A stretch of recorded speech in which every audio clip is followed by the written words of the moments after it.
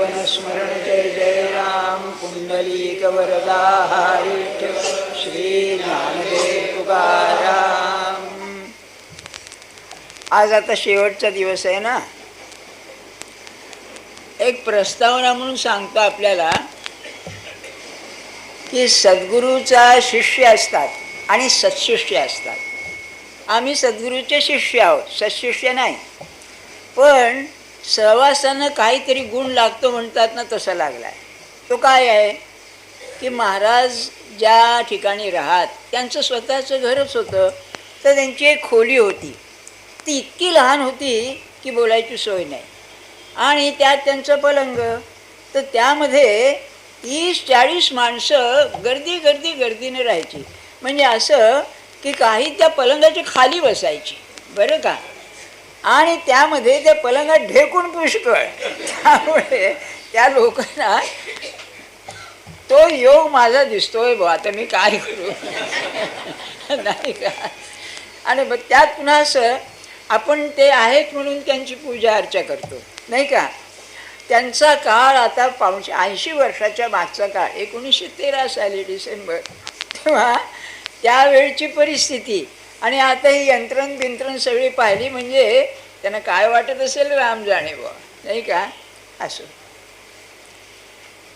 मी की नाही आपल्याला 8 दिवस होत आहेत ना आज, खरोखर मनापासून नमस्कार करतो. हे कृत्रिम नाही, याचं कारण सांगतो मी आपल्याला. काय आहे, समजा या शिंपले असतात ना, मोती ज्या तयार होतात ते शिंपले. समजा एखाद्याने 5-25 शिंपले घेतले आणि ते एका मोठ्या डबामध्ये पाणी घालून ठेवले, तर त्या पाण्यामध्ये गर्दी होते. तसं तुम्ही आम्ही सगळे शिंपले आहोत आणि ते इथे सगळे एके ठिकाणी एका हॉलमध्ये कोंबलेले आहेत. याचा अर्थ काय बघा, तो शिंपला असतो तो बंद असतो, आतमध्ये मोती असतो. तसे तुम्ही आम्ही सगळे देहाने माणसं आहोत. आपल्या अंतरंगामध्ये आत्मस्वरूप आहे. तर आत्मस्वरूप हा मोती आहे. काय होतं की ही माणसं सगळी अशी एके ठिकाणी आली म्हणजे त्यांचं मन काही काळ तरी एकमेकाशी मिसळून जातं. मी आपल्याला शास्त्र सांगतोय बरं. म्हणजे 4 माणसं एकत्र आली तर त्यांचं मन असं एकत्र येतं. आणि प्रेमाचं लक्षण हे आहे की त्या प्रियकराचं मन आणि प्रेयसीचं मन यामध्ये भेद राहत नाही. आपल्याला मी सांगितलं ना, आपने जियसे जानिये मेरे जिये की बात. कबीराचा दोहा आहे की माझ्या मनात काय आहे हे तुझ्या मनात जे येतं त्याच्यावरून ओळख, बरं का. मी 4 दिवसापूर्वी एक उदाहरण सांगितलं आपल्याला. तेव्हा काय होतं, अनेक एका विचाराची माणसं एके ठिकाणी आली म्हणजे एक मोठं मन तयार होतं. त्याला युरोपियन लोक ग्रुप माइंड असं म्हणतात, बरं का. समूह मन असं तयार होतं. आणि सगुणाच्या उपासनेचं मर्म असेल तर इथे आहे. काय आहे, त्या अरविंदांच्या मदर म्हणून ज्या होत्या ना शिष्यण, त्यांना एक प्रश्न विचारला. त्यांची संभाषणं सगळी लिहून काढलेली आहे. तो सत्प्रेम नावाचा एक शिष्य त्यांचा, त्या बोलती प्रश्न विचारायचा आणि त्या बोलतील ते लिहून घ्यायचा. त्याच्या 12व्या म्हणजे शेवटच्या व्हॉल्यूममध्ये त्यांनी असं विचारलं की अरविंद हे बंगाली होते, त्यांच्याकडे ती देवीची उपासना, दसऱ्याला त्यांची ती देवीची उपासना करतात. तेव्हा 5-6 दिवस झाल्यानंतर त्यांनी असा प्रश्न विचारला किंवा आता ही इथे सगुणाची उपासना चालली आहे, आरती आहे, प्रसाद आहे, भजन आहे, तर म्हणले याचा परिणाम काय होतो. तेव्हा बाईंनी काय सांगितलं तर म्हणाले तुम्हाला कळत नाही, पण म्हणाले इथे एक देवीच्या प्रसादाचं एक मन तयार होतं आणि त्या मनामध्ये तुम्ही जर राहिलात तर तुमचं मन काही काळ तरी त्या अवस्थेत जातं. असं आहे बघा. समूह मनाचा धर्म असा आहे की ज्या समूहात तुम्ही जाता त्या समूहामध्ये जे खालच्यातल्या खालच्या पातळीचं मन आहे तिथपर्यंत तुमचं जातं. एक उदाहरण घ्या, आपलं पार्लमेंट आहे, संसद, त्यामध्ये आता बुद्धिमान माणसं कमी आहेत बरं का. मी इथे काही राजकारण सांगत नाही आहे, मला ग्रुप माइंड सांगायचं आहे. तेव्हा त्याच्यामध्ये जे लोक आहेत, त्यामध्ये जे बुद्धिमान लोक आहेत, त्यांची बुद्धी त्या अवस्थेमध्ये त्या खालच्या लेव्हलला येते. बरं, वर असेल तर वर. एक उदाहरण याचं सांगतो. हे देशमुख होते ना, सी व्ही देशमुख, हा अतिशय बुद्धिमान आणि विद्वान माणूस. म्हणजे जसे टिळक महाराष्ट्रात होऊन गेले ना, तशा योग्यतेचा माणूस बुद्धिमत्तेच्या दृष्टीने. बरं, तेव्हा ते कधी फारशे हसत नसत, आधी गंभीर असत. इथे ते हे होते ना, गव्हर्नर होते रिझर्व्ह बँकेचे, पहिला हिंदी गव्हर्नर बघा, नाही ते युरोपियन गव्हर्नर असेल रिझर्व्ह बँकेचे. तेव्हा ते जेव्हा तिथे फायनान्स मेंबर झाले, अर्थमंत्रीच होते ते, अर्थमंत्री झाले, तेव्हा पार्लमेंटमध्ये जावं लागे त्यांना आणि लोक प्रश्न विचारायचे. तेव्हा काय झालं, एका बनारसच्या सभासदांनी एक विनोद केला हिंदीमध्ये. त्यांना चांगले हिंदी संस्कृत सगळंच येत असतं. तेव्हा विनोद केल्यानंतर हा कधी न हसणारा मनुष्य हसला. पंडित नेहरूच्या शेजारीच होते बरं का. त्यात काय झालं, ते आले, एक हे मध्ये सांगतो आपलं, ते जेव्हा आले पार्लमेंट आता सुरू होणार इतक्यात ते आले. ते नेहरू आधीच बसले होते. तेव्हा तिथला ऑडिटर जनरल म्हणून जो होता भारताचा, तो नेहरूंच्या शेजारी होता. तेव्हा ते म्हणले, अरे उठो उठो, देशमुख साहेब आ रहे म्हणून. इतकं त्यांना मान देत असत नेहरू बघा बरं का. सांगण्याचा हेतू काय, जे देशमुख इतर वेळेला कधी हसायचे नाहीत, त्या असल्या विनोदाला हसले. म्हणजे त्यांची बुद्धी त्या पातळीला आली. हे मला काय सांगायचं आहे आपल्याला, जसं त्या मदरने सांगितलं की आज आता 10 दिवस इथे समूह मन तयार होणार आहे, तसं या उत्सवामध्ये समूह मन तयार झालेलं मला दिसत आहे बरं का.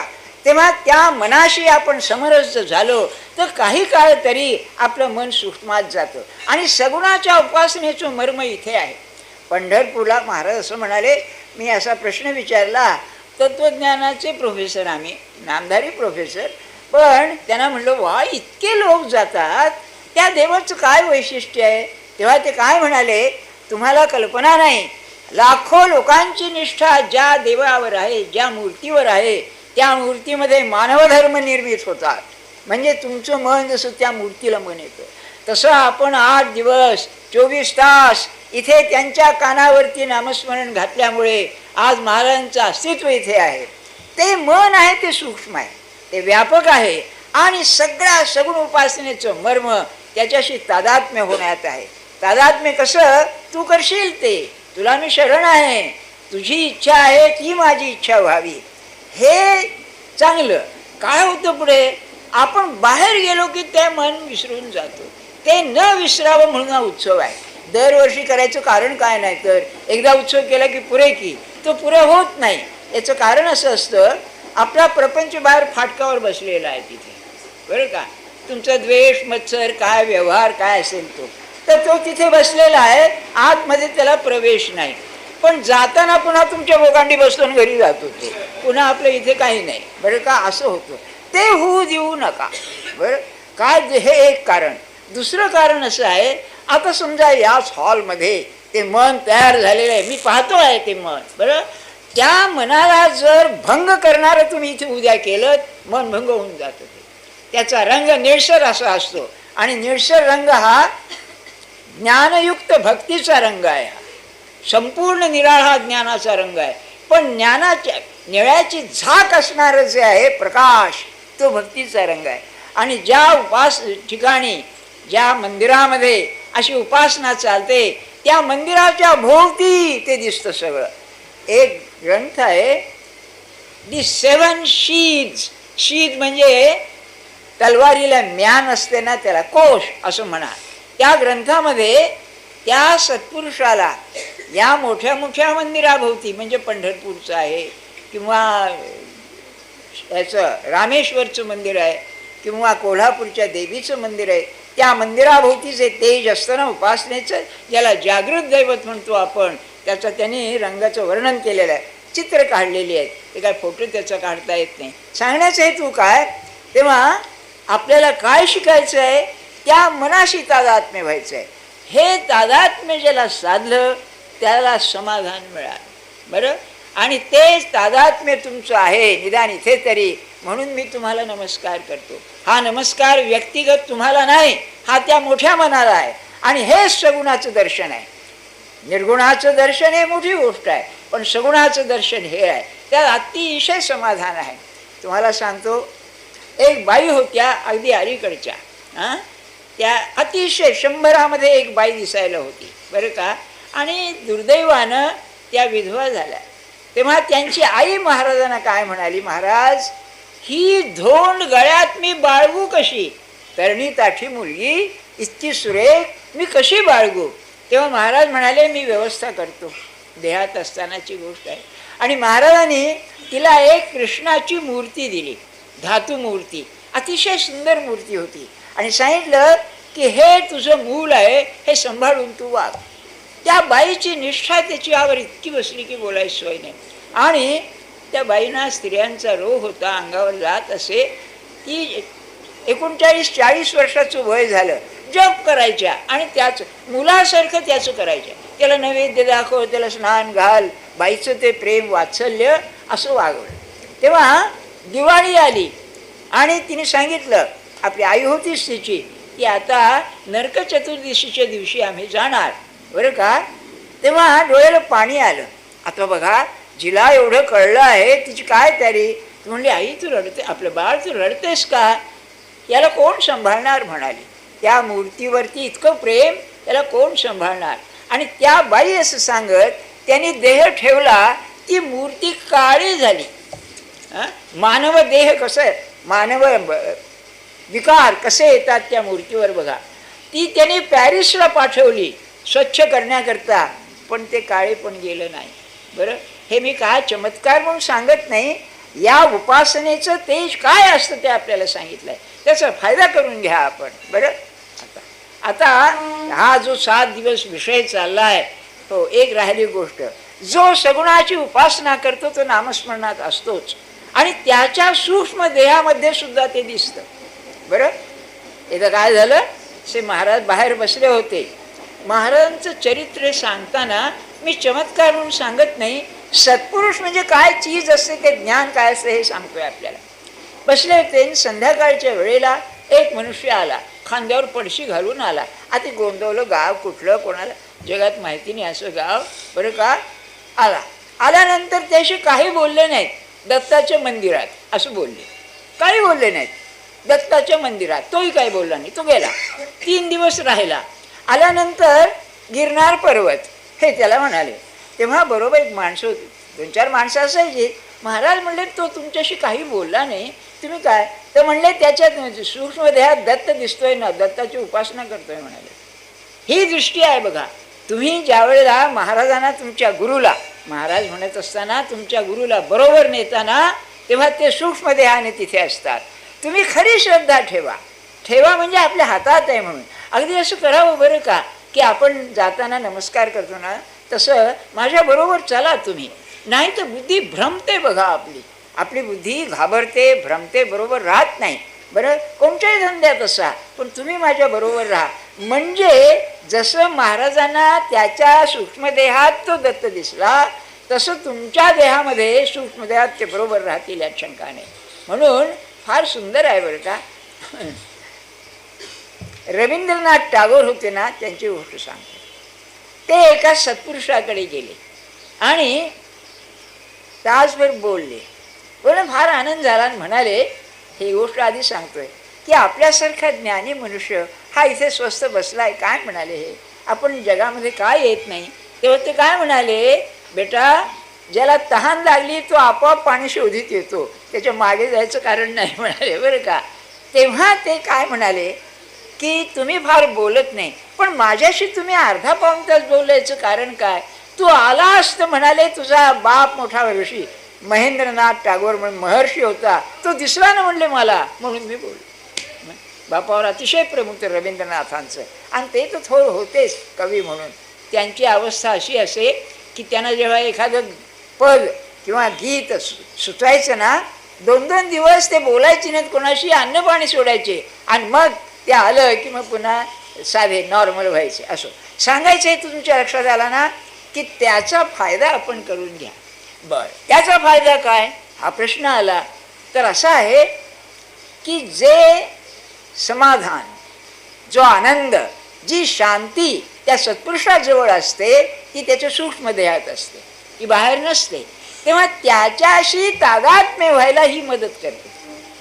म्हणजे तुमचे गुरु ज्या अवस्थेमध्ये असतात त्या अवस्थेमध्ये आपलं मन नेण्याकरता दरवेळेला उत्सव कुठला आणणार, तर त्याच्याशी तादात्म्य व्हायला त्याची उपासना उपयोगी पडते. रोज त्याची जी पूजा अर्चा करायची त्याचं कारण हे असतं, बरं का. बरं, त्याने काय होईल तर मला सांगा, तुम्ही आम्ही इतक्या स्त्री पुरुष इथं आहोत, बरं का, माझ्या सगट कधीतरी एक दिवस आजपर्यंत मला आज काळजी नाही कसली, असा आहे का अनुभव? नाही, मी तुमच्यातलाच आहे. तुम्ही जो हो म्हणलात ना, एक तुम्हाला प्रश्न कळला नाही किंवा तुम्ही लबाडा, बरं का. हो, अरे कोण आहे असा? एक पर्शियन राजा होऊन गेला, 39 वर्ष राज्यपद भोगलं त्याने. तेव्हा त्याची डायरी आहे, इंग्रजी भाषांतर केलं आहे, थॉमस म्हणजे पर्शियन डायरी आहे. त्यात तो काय म्हणतो, या 39 वर्षामध्ये 3 किंवा 4 दिवस ज्या दिवशी मला काळजी लागली नाही अशी आहेत, आणि त्या दिवशी मी पुष्कळ दारू प्यायलेलो होतो म्हणून म्हणले मला कळलं नाही. हां, काय असेल मला सांगा. कसली तरी काळजी असते माणसाला, भीती, काळजी, तळमळ, हे नाहीसं होईल. सगुणाच्या उपासनेनं हे नाहीसं होईल, म्हणून हा सगळा एवढा गोंधळ घालायचा. बरं, मग ते काय आहे, ते ज्या पुरुषाजवळ होतं त्या पुरुषाचा विषय मी घेतलेला आहे. काय सांगू तुम्हाला, तुमचे आमचे ते हाडं गेली म्हणतात ना याला, इथे मुंबईमध्ये सोनापुरामध्ये, पुण्याला ओंकारेश्वरावरती म्हणतात. हां, म्हणजे अशा अवस्थेत सुद्धा आपल्याला समाधान आणि आनंद माहिती नाही. हा 18 वर्षाचा मुलगा ज्याला राहायला घर नाही, खायला अन्न नाही, भिक्षा मागून खाणार, जगात मान्यता नाही, आपलं कुणी नाही, हा काय म्हणतोय? आपल्याला माहिती आहे ना, अवघाच संसार सुखाचा करीना, हा महाराष्ट्रातच जन्मला, दुसरीकडे नाही जन्मला. काय भाग्य आहे आपलं. हां, अरे नाही, आनंद भरीन तिन्ही लोक. तो आनंद इतका भरलेला त्याच्या ठिकाणी की तो ओसंडून जातोय, संबंध जग नाही विश्व भरून टाकीन म्हणतोय. त्याचं हे आहे, काय आहे, गुरुस्तुती. जो स्वतः आनंदाने भरलेला निवृत्तीनाथ त्याच्या चरणी लागल्यामुळे मला हे साधलंय म्हणाले. बरं, असं जर आहे तर आपण आपल्या गुरुला सुद्धा असंच धरून ठेवलं, आपणही तो आनंद भरू. त्या गुरुचं वर्णन 4 दिवस झाले, नाही का, 6 दिवस. हा गुरु काय असतो, सुरुवात देव म्हणून केलेला आहे. देव कसला आला आणखी देव? काल सांगितलं ना, गुरु आणि गोविंद एके ठिकाणी आले, गुरुला नमस्कार पाहिला. हां, म्हणून सर्व परमार्थाचं मर्म असेल तर त्याचा प्राण जो असतो भगवंताचं स्मरण, ते आपण करावं. आपल्याला नामाच्या शक्तीची कल्पना नाही, तुम्हाला सांगतो. अगदी तुम्हाला सांगतो, ती जर कल्पना आली ना, मनुष्य नामाशिवाय राहायचा नाही. ती शक्ती आहे फार मोठी, आणि ती त्याने म्हणजे प्रत्येक गुरुने आपल्याला दिलेली आहे. त्याचा उपयोग करा. बरं, मग त्या गुरुचं लक्षण सांगता सांगता अनेक गोष्टी सांगितल्या. आता आज सांगतायत ती होई अशी. बरं का, जय जय देवैक रूप, अतिकृत कंदर्प सर्प दर्प. काय भाषा आहे हो, हां, नाही का. तुमचं डोकंदुखीच म्हणाले काय चाललंय बुवा.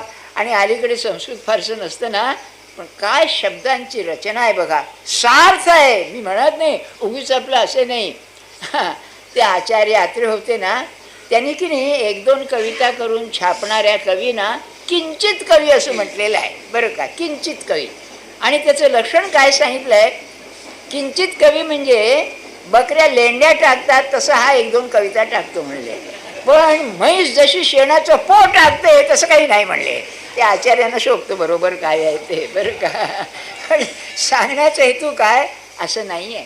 त्या प्रत्येक शब्दाला अर्थ आहे, गुरुच्या लक्षणाचा अर्थ आहे. मग काय म्हणाले, देवैक रूप. देव दुसरा नाही, देवाला एकच रूप आहे म्हणजे सद्गुरू. वा, देवाला जर पाहायचं असेल तर सद्गुरूला पहा. मी असं म्हणतो, आपल्याला उपासना करताना गुरुमध्येच देव पाहायला पाहिजे. आणखी देव कुठला आलाय, नाही का. महाराज असं म्हणाले एकदा की आजपर्यंत मी रामाला सांगितलंय आणि ऐकलं नाही असं झालं नाही. अरे बापरे, आता रामावरती केवढं स्वामित्व हे, नाही का. पण आणखी एक गंमत सांगतो, असाच एक दिव्य दृष्टीचा माणूस होता. ज्यांच्या बाबतीत ते घडलं ते व्यंकणय्या म्हणून ग्रस्त होते. त्यांच्या गावी मी गेलो असताना त्यांनी हे सांगितलं.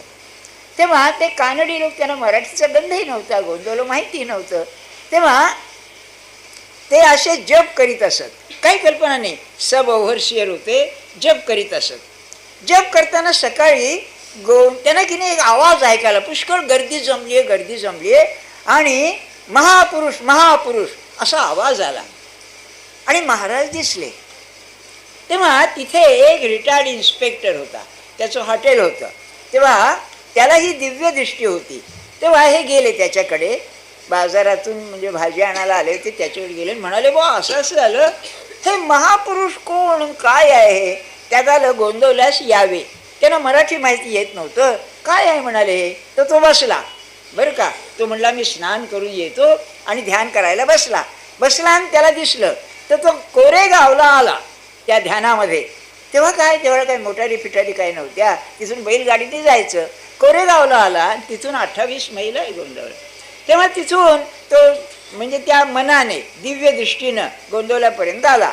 आल्यानंतर रामाच्या मंदिरात आल्यानंतर राम म्हणाला. राम काय म्हणाला त्या अवस्थेमध्ये, खरा राम बाहेर गेलेला आहे, मी त्यांनी केलेला राम आहे म्हणाला.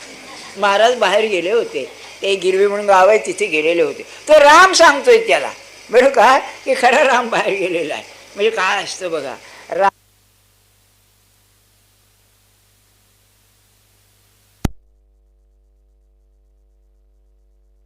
कडे पाहिल्याशिवाय चालणार नाही. आम्ही आहोत म्हणून लोक तुला विचारताय, नाही तर कोण तुला विचारतोय म्हणाले. हा केवढा अधिकार, आपलं काम नव्हे बरं का, हे मोठ्या भक्तांचं काम आहे. पण बघा असं आहे, सांगण्याचा हेतू काय आपल्याला, की जेव्हा देवैक रूप म्हणताना त्याला जगात दुसरा देव नाही, बस. किंबहुना गुरुदेव असं म्हणतात ना, गुरुदेव म्हणजे देव असेल तर माझा गुरुच आहे. आणि हे अवश्य आहे, एके ठिकाणी कुठेतरी निष्ठा पाहिजे. बरं का, समजा तुम्ही अभ्यास करतात, हाही विषय घेतलाय, तोही विषय घेतलाय, तोही विषय घेतलाय, म्हणजे कशातच काही नाही, नाही का. तुम्हाला असं पाहता ना, मी त्या धंद्यातला आहे, त्यात हे 5-6 विषय असतात परीक्षेला. सगळ्या विषयामध्ये 80-90 मार्क मिळत नाहीत. एखाद 2 विषय असे असतात त्याची आवडच नसते, पास होण्यापुरतं असतं काहीतरी, नाही का. म्हणजे माणसाच्या बुद्धीची ही जी तळाय व्यापकपणे नसतं. तेव्हा एकाग्र किंवा समग्र होण्याला एकाच ठिकाणी पाहिजे. आणि ते गुरुच्या ठिकाणी झालं म्हणजे त्याचं मन जे आहे ते आपलं मन बनतं, त्याच्या आवडी ते आपल्या आवडी. दुसऱ्या का तिसऱ्या दिवशी मी सांगितलं ना त्या बाईचं, नाही का, मॅडम बोहाचं, ए वुमन इन लव्ह. नाही तुम्ही विसरला असले तो आठवण करून देतो थोडीशी आपली. हां, शेवटी ती काय म्हणते, तिच्या सगळ्या आवडी म्हणजे त्याच्या आवडी, आणि सांगून म्हणते शी इज ही. तसं सत्पुरुषाचं असतं. खरा शिष्य कोण, जो त्याच्यासारखा होतो, त्याचं वागणं नाही, त्याचं शरीर सुद्धा त्याच्यासारखं होतं. काय सांगावं आपल्याला, गुरु असेल कारण रात्रंदिवस त्याचं स्मरण सारखं, देहावर परिणाम होतो त्याचा. ध्यानी ध्याता पंढरी राया, मने सहित पालटे काया.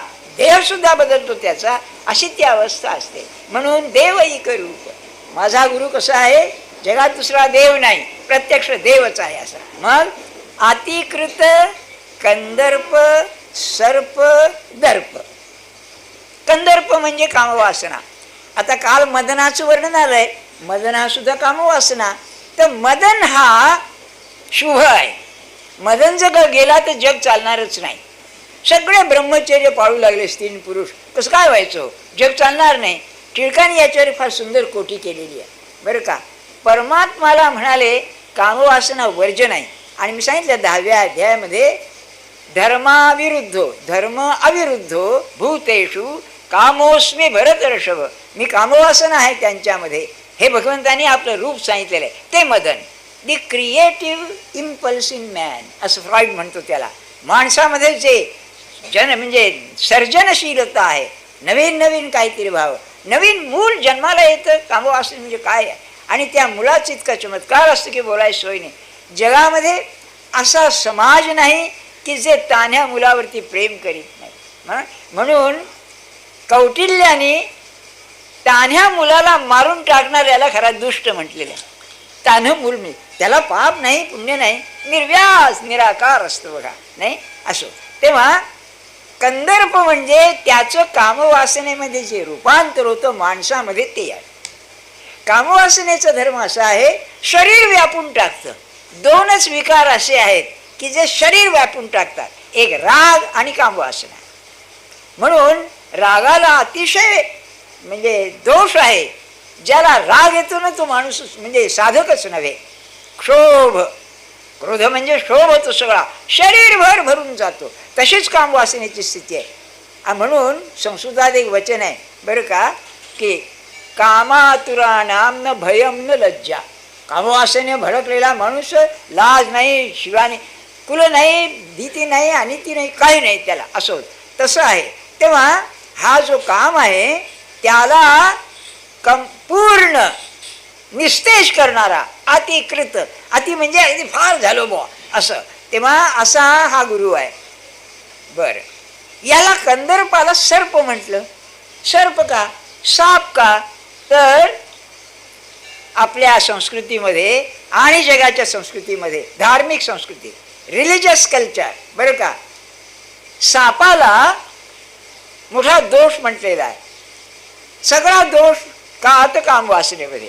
आपल्याला माहिती असेल की बायबलमध्ये अशी गोष्ट आहे की ॲडम आणि ईव दोन्ही नग्न असत स्वर्गामध्ये, आणि त्यांना एकमेकाबद्दल पापबुद्धी नव्हती. पण एका झाडावर एक साप होता आणि त्याच्यावर एक फळ लावलेलं होतं. तेव्हा तो साप सारखा त्या ॲडमला म्हणाला, ये ये हे फळ खा, फळ खा. आणि तो बळी पडला ते फळ खायला. म्हणजे त्यांना एकदम लाज आली दोघांना, आणि मग तिने ते पान लावलं वगैरे, आणि त्यांना देवाने ढकलून दिलं जगामध्ये. बरं का, असं वर्णन आहे. हां, याचा अर्थ साप हा कामवासनेचं चिन्ह आहे. भारतीयांच्यामध्ये सुद्धा चिन्ह, खून, सिंबल. तेव्हा हा जो सर्प आहे हा सबंध शरीराला व्यापून टाकणारा विष, असा जो सर्प आहे त्याचा जो दर्प आहे, गर्व, तो गर्व हरण करणारा माझा गुरु आहे. तुमच्या डोक्यात जाते ना, नाही तर म्हणाले काय काढले तुम्ही आज. अतिकृत कंदर्प सर्प दर्प. समर्थाने दासबोधा म्हणे बरं का, वासना धामीण पडली से गळा. तिला धामीण म्हणजे जहरी सर्प म्हटलेला आहे कामवासनेला. ते आहे संबलच आहे. म्हणून ज्ञानेश्वर महाराज म्हणतायत गुरु कसा आहे. मी सांगितलं ना, बायकांना तो बापासारखा वाटला पाहिजे आतून बरं का. त्याचं पाहणं, बोलणं, चालणं. बायका फार हुशार असतात, त्याच्या नजरेवरून ओळखतात. चाटाळे मेला म्हणतात की नाही, हां, तुमचीच भाषा सांगतो मी. तसं आहे. त्या माणसाकडे पाहिल्यावर अरे किती निर्व्याज अंतःकरण आहे असं वाटतं. हां, अमेरिकेत विवेकानंद गेले असताना अतिशय सुंदर दिसायला, आणि आत्मतेज, काय डोळे बिळे असत, काय बायका त्यांच्या मागे असत. तेव्हा ते काय म्हणाले, या सगळ्या जाळ्यातून मला रामकृष्णाने वाचवलं. काय तेज, ब्रह्मचारी, सगळं विलक्षणच असतं ते. टिळकांची गंमत अशी, गांधींचं निराळं होतं. गांधी की आपले युरोपमध्ये राहिलेले, इंग्लंडमध्ये, त्यांना स्त्रियांचा सहवास म्हणजे सवय असेल. तर टिळक गेले तेव्हा त्यांच्या पगडीबद्दल त्या बायकांना फार हाऊस. त्याच्यात टाचण्या बिचण्या असं, ते काय नवीनच डोकं, शिरस्त्राण आहे सगळं पगडी बरं का. तेव्हा त्या बोलताना त्या राजकारण्यात यायच्या भेटायला वगैरे, जाताना शेख्यान करता हात पुढे करायचे, हे मागे मागे करून नमस्कार करायचे नुसता. हां, कसं आहे बघा, फार थोरच ते थोरच असतात. तेव्हा असा जो सर्प आहे, तो सर्प त्याचा जो गर्व आहे की मी कोणालाही चित करीन, हां, पराभव करीन, त्याचा दर्पहरण करणारा हा गुरु आहे. मग म्हणाले भक्त भावा भुवन दीप. भक्ताचं जे माझ्यावरती प्रेम आहे, भक्ताचं भगवंतावरतीचे प्रेम आहे, तो भाव, भाव म्हणजे प्रेम. रानड्याने भाव याचा अर्थ प्रेम असाच केलाय. भाव या शब्दाचा अर्थ भाव भवनम अस्तिता, म्हणजे ईश्वराच्या अस्तित्वाबद्दलची मनाची स्थिती, त्याला भाव असं म्हटलेलं आहे. ते तुम्हाला माहितीच आहे. तुका म्हणे भावाचाही भाव तोच तुका म्हणे देव. भाव असणं, त्याची अस्तित्वाची जाणीव असणं, हाच भाव आहे नाही का. आपण कसे बघा आज ते आहेत म्हणून करतो, हे त्याच्यामध्ये ते आहेत ही भावना आहे. ती आतमध्ये आली की भाव झाला. तर त्या भावाला प्रकाशित करणारा दिवा असेल तर गुरु आहे. आपला भाव आपल्याला टिकवणं कठीण जातं. मनाच्या उलट जरा काही झालं ना, आलं तुमची भक्ती सगळी शब्द वापरू का, बोंबलली गेली सगळी गोडच्या गोटी. काय भक्ती काय, तेव्हा असं कसं केलंस तू, एवढं कळत नाही. तो सर्वज्ञ म्हणायचा आणि देवा तू असं कसं केलं. असलं काय आपली भक्ती म्हणजे नाटक आहे नुसतं आपलं. ठीक आहे, आता असं आहे, अगदी न करण्यापेक्षा बरं असं ते म्हणत असतील. झालं, काळ बदलला आहे म्हणाले, एवढं करतोस ना पुष्कळ झालं. चल, म्हणजे वर्गामध्ये अभ्यास करीत नाही, बसतो आहे ना पुष्कळ झालं. चला, अशापैकी स्थिती आहे नाही का. तेव्हा एक गोष्ट सांगतो मी, वेळेकडे लक्ष देऊन आहे. महाराज एक गोष्ट सांगेल, तशी आपली स्थिती आहे. शिष्य ना आपण, शिष्या त्यात आल्या बरं का, शिष्य आणि शिष्या. काय झालं म्हणले, एक मास्तर, शाळा मास्तर, प्रायमरी मास्तर होते आणि तिसरीमध्ये एक मुलगा होता. तो दरवर्षी नापास व्हायचा, वय वाढत चाललं, पुढे त्याला दाढी मिशा येऊ लागल्या. तेव्हा बाकीचे, आता तो दादा झाला वर्गाचा नाही का, दादा समजतं तुम्हाला, म्हणजे मॉनिटर वगैरे असं, कारण मोठा झाला, बाकीचे पोरं लहान होते. तेव्हा त्याच्या संगतीनं पोरं बिघडायला लागले. तेव्हा मास्तरने विचार केला, यापेक्षा याला वरच्या वर्गात ढकला ना म्हणाले. तशी आपली स्थिती आहे. दाढी मिशा वाढल्या, फार दिवस झाले, करा झालं, याला ढकला पुढे झालं, त्या भाव त्याला, अशापैकी आहे. तेव्हा भक्त भावा भुवन दीप, काय सुंदर वाटत आहे बघा, की तुमच्या अंतःकरणामध्ये परमात्मा स्वरूपाचं जे प्रेम आहे, त्या प्रेमाला प्रकाश देणारा असेल तर माझा गुरु आहे. आणि हे लक्षात ठेवा, आपण ज्याच्या संगतीमध्ये आपली प्रेमशक्ती वाढते, भगवंताचं प्रेम उमलतं, वाढतं, ते खरा सत्पुरुष असला पाहिजे. महाराज नेहमी म्हणायचे, डॉक्टर चांगला कोणचा, लोक चांगला म्हणतात म्हणून नाही, माझा रोग जो बरा करतो तो बरा. तसं सत्पुरुष खरा कोण, ज्याच्या नुसतं जवळ बसण्यामध्ये शांती येते, बरं वाटतं त्याला, आणि तो काही देत नसताना सोडून असं वाटतं, तो सत्पुरुष असला पाहिजे. त्याचा तो प्रभावच असतो, त्याच्या मनाचा असा काही जबरदस्त प्रभाव असतो. तुम्ही त्यात शिरलात की तुम्ही त्याद्रूपच झाल्यासारखे होता. म्हणून तापापह, तापापह म्हणजे त्रितापहा नाहीसं करणारा असा असतो. जे त्या ना आधिभौतिक आधिदैविक, म्हणजे काही नाही हो, शरीराची आणि मनाची दुःख. काय मनाची दुःख तर काही विचारू नका, आपलं मनच आपल्याला ताप देतं. खरं आहे, खरा शत्रू आपलं मनच आहे. ते सगळं नाहीसं करणारं असेल काय. आणि खरं बरं का, गुरुजवळून घ्यायचं असेल, काही परिस्थिती जरी आली, मनाची शांती बिघडता कामाची नाही. आणि याचा अभ्यास इंग्लिशमध्ये म्हणे, चॅरिटी बिगिन्स एट होम, घरामध्ये करायला पाहिजे. लहान सहान गोष्टीमध्ये उगी डोक्याला ताप घेऊ नये. बरं का, मला आपला रोज हाच अनुभव येतो. काल ते ग्रस्त आले बरं का, मुलाला घेऊन आले, आणि मुलगा काहीतरी ते BCom झाला, त्या रिझल्ट लागला, त्याला घेऊन आले. तर मी अगदी सहज विचारलं, बरं चाललंय ना. तर तो काय म्हणाला, नाही म्हणले बाबा आज सकाळपासून रागावलेले आहेत. म्हणलं अरे, म्हणलं काय झालं बा, पेढे बिडे आणले त्याने. नाही म्हणला, घरामध्ये कुंड्या आहेत आमच्या, त्यात की नाही काहीतरी बेकार झाडं वाढायला लागली. तेव्हा म्हणले त्यांना न विचारता मी कापून टाकली. कापून घरी आलो, कोण लेखाचं आहे म्हणले, जड झाडं तोडली. आणि अर्धा पाऊण तास त्यांनी जे व्याख्यान दिलं म्हणले मला रागावून, ते काही राग अजून गेला नाही. तर मी सहज त्यांना म्हटलं हा खरं आहे, खरं आहे म्हणाले. ऐकत नाही म्हणाले हा. तर म्हटलं त्यांनी बरोबर केलं ना, ते काढलं, ते काय त्यात बेकार झाडं ठेवून करायची. मला विचारल्याशिवाय काय केलं म्हणले, घरचा मालक कोण आहे. हा, मग आजचं जोक बीप झालं का, म्हणून तुमच्याकडे आलो म्हणले, काहीतरी शांती मिळेल मला म्हणले. मी म्हणलं माझी शांती बिघडली तर काय होईल तुमच्या शांतीला. नाही का, काय माणसं, यांची प्रगती व्हायची कशी मला सांगा. अरे मी काय करतो, भिकार दिसायला आधी ते कुंड्याचं महत्व काय, मी असं उचलून फेकून दिल्याचं, दोघं भांडूच नका, जाऊ दिशीचं नाही का. असं सगळं परमार्थ आहे. म्हणजे मग पुढच्या उत्सवाची वाट पाहावी लागेल पुन्हा हे निर्माण होण्याकरता नाही का. म्हणून ताप आप आता एकच ओळी राहिली बरं का. जय जय देव अद्वितीय परिणत परमैक प्रिय निज जनित जित भाजनीय मायागम्य. बरं का, कसं आहे, अद्वितीय आहे. हा याला तुलना नाही. माझा गुरु कोणासारखा, माझ्या गुरुसारखा. एक संस्कृतात वचन आहे, Ram Ravan your Yuddham Ram Ravan your युव. Ram रावणाचं युद्ध कसं झालं त्याच्यासारखंच झालं, तसं दुसरं नाही. तसं माझा गुरु सर्वस्व आहे. तुम्ही निवृत्तीनाथांची स्तुती करताना पहा, ज्ञानेश्वरीमध्ये आहा असं वर्णन करून शेवटी म्हणाले, काय झालंय, एका माणसाला एकुलतं एक मूल होतं आणि अतिशय प्रिय होतं. तसं मी माझ्या गुरुचं एकुलतं एक शिष्य आहे म्हणाले. आणि माझा गुरु कसा आहे असं जगात झालाच नाही कोणी म्हणा. काय भावना असते बघा. तो देव म्हटल्यानंतर दुसरा नाहीच कोणी तसा. म्हणून म्हणाले की अद्वितीय, दुसरा नाहीच असा. माझ्या गुरुसारखा माझाच गुरु, दुसरा कोणी नाही. मग अहो मला आठवण झाली, ब्रह्मानंद महाराजांचे शिष्य होते ना, कल्याण शिष्य बरं का. तेव्हा त्यांना ते कानडी लोकांमध्ये जुन्या मताचं फार प्राबल्य होतं, आचरशील वगैरे वैदिक पद्धतीने वागण्याचं. तर त्यांच्या मनात होतं संन्यास घ्यावं. महाराजांची गाठ पडायच्या आधी विद्वान होते, अतिशय वैदिक विद्वान. तेव्हा संन्यास घ्यावा असं म्हणावं. पुढे ते सोडलं. त्याने विचारलं मग का आता का नाही.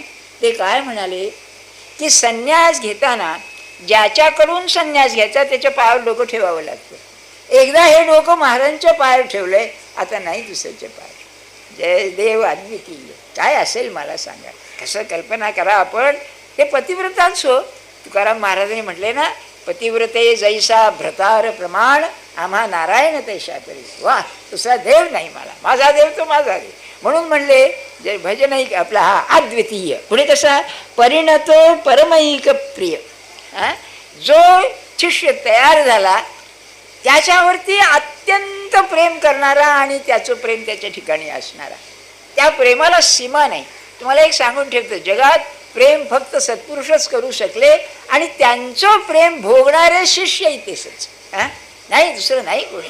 काय प्रेम प्रेम आधी सर्वस्व देणं, उचलून देत नाही, पण हे तुझं आहे सगळं. मी पाहिलंय हो, त्या भाऊसाहेबांचं मी पाहिलंय, काय त्यांचं प्रेम असे महाराजांच्यावर. गंमत काय व्हायची, आज दसरा आहे म्हणून तात्यासाहेबांची मंडळी विचारायची आज काय करायचं. तेव्हा ते म्हणायचे भाऊसाहेबांना विचारा, भाऊसाहेब म्हणायचे महाराजांना विचारा. तर म्हणलं हे काय आहे. ते म्हणतात तुम्हाला विचारा, ते म्हणतात तुम्हाला विचारा. तर भाऊसाहेब काय म्हणाले, ते मला विचारा म्हणतात हे त्यांचं थोरपण आहे, पण मला माझं मत नाहीच म्हणाले.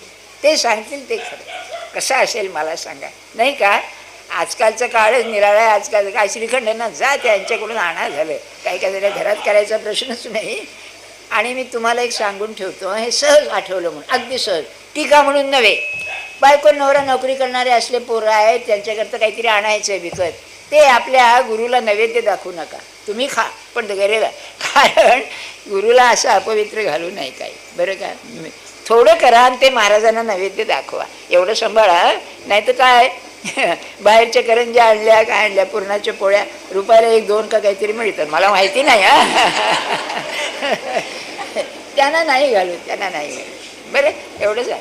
आणि मानस पूजेत तर घालूच नका, नाही तर सोपं आहे. अन्न पुष्कळ बाहेरून खाला तर त्यांचं पोट फुगायचं, एवढं लक्षात ठेवायचं. म्हणून परिणतो परमैक प्रिय निज जन जित भजनीय. काय सुंदर वर्णन आहे. निज जन जित.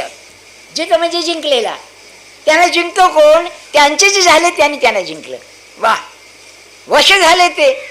तुझ्याशिवाय मी नाहीच. आता काय करणार. निवृत्तीनाथ जरी झाले तरी ज्ञानराजांच्या पुढे काय करणार बोलायला, नाही काय. असं आहे. निज जन जित म्हणजे ज्याला त्याचे जे झाले ते जिंकतात, म्हणजे त्यांना ते वश होतात. ते म्हणतील तेच, शिष्य म्हणेल तेच गुरु करणार. काय चमत्कार आहे. पहिल्यांदा शिष्य गुरु जे म्हणेल ते करणार, पुढे गुरु जे करणार ते शिष्य सांगे तेच करणार. काय चमत्कार आहे. म्हणून आपलं सहज मला आठवलं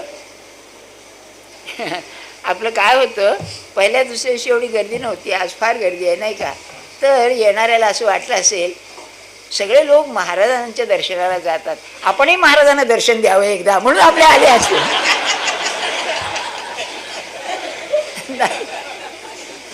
असे ना, क्षमा करा माझ्या ह्याच्यावर, नाही का.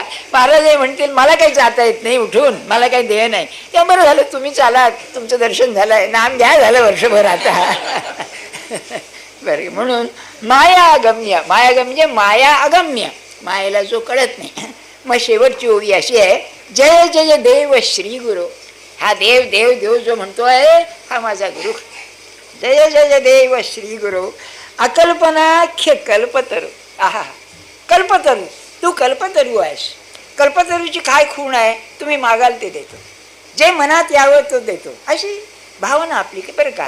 काय असतं, प्रत्येक संस्कृतीमध्ये अशा काही गोष्टी असतात की ज्या खऱ्या नसतात, पण त्या संकल्पना उपमा द्यायला उपयोगी पडतात. त्यालाच मायथॉलॉजी म्हणजे पुराण असं म्हणतात.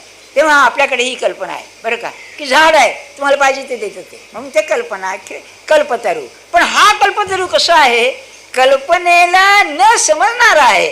कल्पना अनाख्य म्हणजे कल्पना टाळून पलीकडे आहे. कल्पना तुम्ही किती करणार, जेथे कल्पना विराम पावते असा हा कल्पतरू आहे. तुम्ही मागून किती मागाल. तुमच्यापैकी स्त्री पुरुषापैकी जे खरोखर गुरुला स्मरून वागले त्यांच्या प्रपंचात त्यांनी किती दिलं याची कल्पना करा. तुम्हाला कल्पना आहे काय द्यायचं त्यांनी आणखी तुम्हाला, तुम्ही मागून सुद्धा तुम्हाला एवढं मागता आलं नसतं असं त्यांनी तुम्हाला दिलेलं आहे नाही का. म्हणून अकल्पनाख्य कल्पतरू, कल्पतरूचं खराच पण काही नाही. आणि याही पलीकडे तो समाधान देईल. अगो तुम्ही इतके कसे मजेत हो, अरे माझा गुरु आहे ना. परिस्थिती तशी असून सुद्धा हा शांत आणि स्वस्थ, म्हणून अकल्पनाख्य कल्पतरू. बरं का, स्वसंविद्रुम बीज प्ररोहाणावणी. तर म्हणाले आत्मज्ञान जे स्वसंवित म्हणजे स्वसंवित, संवित म्हणजे ज्ञान चित, तेव्हा आपला आत्मस्वरूप. तर आत्मस्वरूप याचं जे बीज आहे त्या बीजामधून जे झाड होणार त्या झाडाची भूमी असेल तर माझा गुरु आहे. म्हणजे त्या झाडाची भूमी म्हणजे साधन. तर माझ्या आत्मज्ञान होण्याकरता लागणारं जे साधन आहे त्या साधनाची भूमी असेल तर माझा गुरु आहे. काय वर्णन आहे बा, किती सांगावं. मी तर अगदी असं अचंब होऊन जातो. काय पुरुषाचं ज्ञान आहे, आपली भूमिका न सोडताना इतकं सुंदर त्यांनी सांगून ठेवलं आहे. मग शेवटी माझी प्रार्थना आपल्याला अशी की हे जे आपण थोडं निर्माण झालेलं आहे हे बरोबर घेऊन जा, त्यांना सोडू नका. तुम्ही कोणालाही गुरु माना, ते सांगून ठेवते 1-2 मिनिटात. गुरु कोणाला करावं की आपल्याला तिथे सर्वस्व प्रेम करता आलं पाहिजे. म्हणजे ज्याला इंग्लिशमध्ये मास्टर्स असं म्हणतात. मास्टर म्हणजे तो मालकच विद्येचा, अध्यात्मविद्येचा मालक तो. बरं कसं आहे, एक माणूस सूर्यावर थुंकला काय होईल, त्याच्या तोंडावरच ते पडेल ना. तसं ज्ञानेश्वर महाराज किंवा नामदेव, महाराष्ट्रापुरतं म्हणतोय मी, किंवा नाथ एकनाथ महाराज, तुकाराम महाराज, समर्थ यांच्यासारख्याबद्दल संशय घेणं सूर्यावर थुंकण्यासारखं आहे. ते तर वाट पाहतायत नाही का, की ज्ञानेश्वर महाराज तर वाट पाहतात की केव्हा येतोय माझ्याकडे हा, अशी स्थिती आहे ती.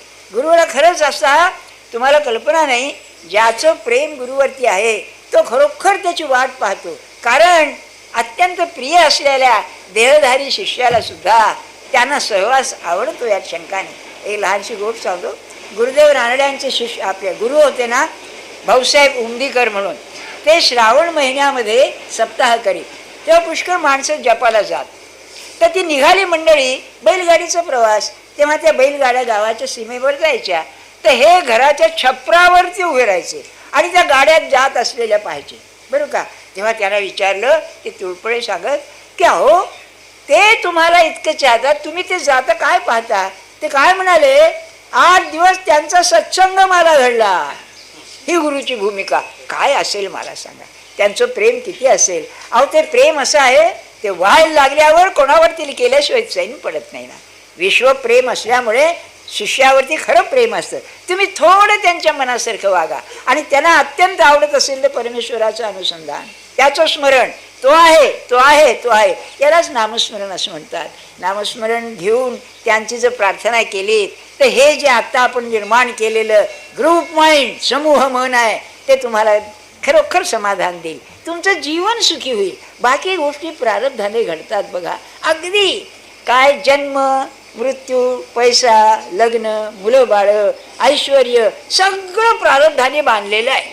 असं असल्यामुळे त्यामध्ये म्हणावं मला हे पाहिजे तू कर, मूल बाळ नाही सांगावं की त्याला, पण त्याने समाधान मिळेल असं नाही. समाधान मिळेल तर त्याच्या चरणी लीन होऊन त्याचं स्मरण ठेवण्यात आहे, तेवढं तुम्ही करा.